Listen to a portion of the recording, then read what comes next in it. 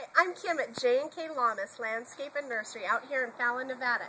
And this is the first video in a series of planting in your yard and other such projects. We hope you find it helpful and enjoyable, and you can follow up any of these videos on our Facebook or Twitter accounts as well. We are taking advantage of the beautiful weather outside today, but we are going to plant some seeds to grow inside. With the cost of vegetables crazy at the grocery store, you can grow your own vegetables at home for a lot cheaper, a lot healthier, and know exactly what's in them. So this is what we're going to need for this project today. We're going to need a plastic tray to put your pot in. We're also going to need one clean pot. You can choose how big you want, how small you want. It depends on what vegetables you choose to grow. Today we're going to grow spinach and some red sales leafy lettuce. You're going to need some water later on, so we're just going to set that aside. You also need some seed starter soil. You want to use seed starter soil as opposed to another type of potting soil because it's a lighter mixture, which will allow those seeds to germinate a lot easier. So we'll use that. We're going to set the tray aside too. You also need to get your seeds, whatever you choose to do.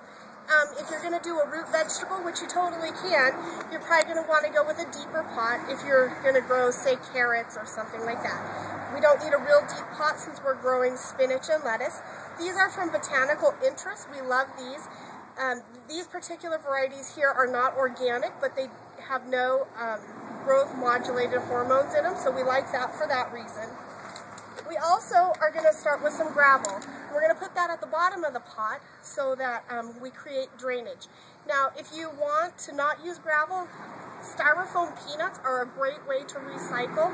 They don't break down, they absorb a little bit of moisture, but they still create great drainage for your plants. So let's get started. We have our pot, and it's one we had in the nursery, so it's a little damaged in case you see any damage on it. And that's fine, you just don't want to have cracks.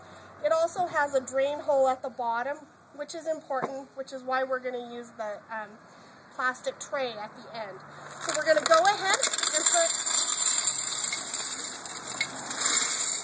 about an inch of gravel in the bottom, just to create some drainage. We've got a mixture of 3/8 pea gravel and some 1-inch minus here. Anything you have is great, though. Then we're going to go ahead, we're going to add our soil. This soil is by Gardner and Bloom from the Kellogg Company. We really like it. It's nice and light. It has perlite and moss, some grit sand in it. So it's going to hold moisture really well. It also has a lot of nutrition, so we're not going to have to add fertilizer right away. We put that in there and see how much we need. Now when you're filling your pot, you want to make sure that you leave about 1 inch to 1.5 inches clearance at the top.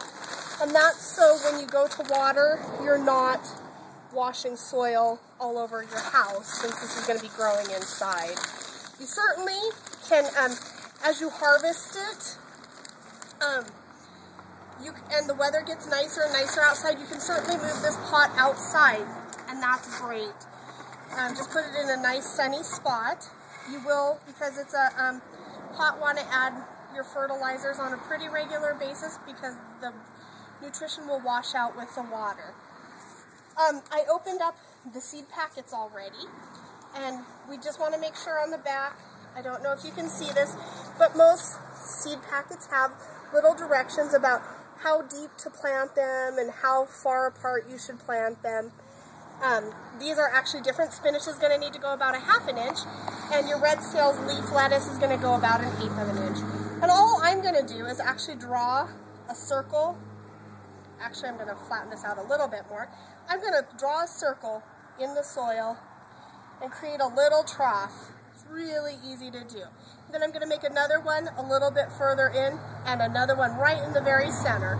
And now I have my little planting troughs to put my vegetable seeds. And I'm going to start with the spinach because I like spinach.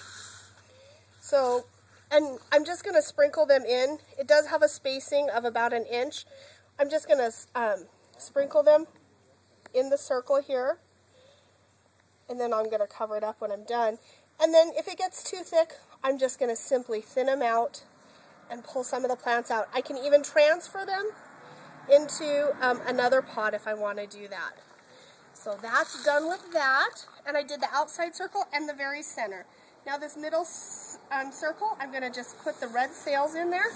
The seeds are a lot smaller and they're really black, so keep track of where you've put them. Okay, there we go. And then we're just gently going to cover up our circles so that there's a little bit of about a ½ inch of soil above the spinach seeds and about 1/8 of an inch of soil above the red sails. And right in the middle with that spinach again. And now we have a nice flat pot. So now all we have to do is add our water to keep the soil moist. I'm going to put the tray under here since I've got it on a table here. It just sits right on top of that tray. I'm just gonna pour my watering can into my hand here so it gently waters the soil and gets everything wet. Oops, a little crazy there.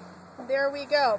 Now the pot is planted and we just have to wait for a few weeks for it to germinate. Now what we are going to do is put this in a nice sunny place, not direct sun but indirect sun, and we're going to put it on a heat mat. That's going to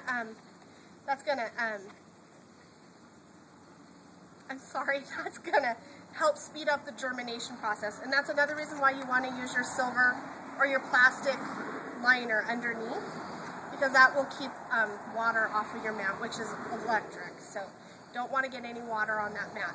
When I get inside, because I forgot to bring it out, we're just going to put a little piece of saran wrap and a little tie of cord around it to help create a greenhouse effect. And that's all there is to planting vegetables inside. Thanks!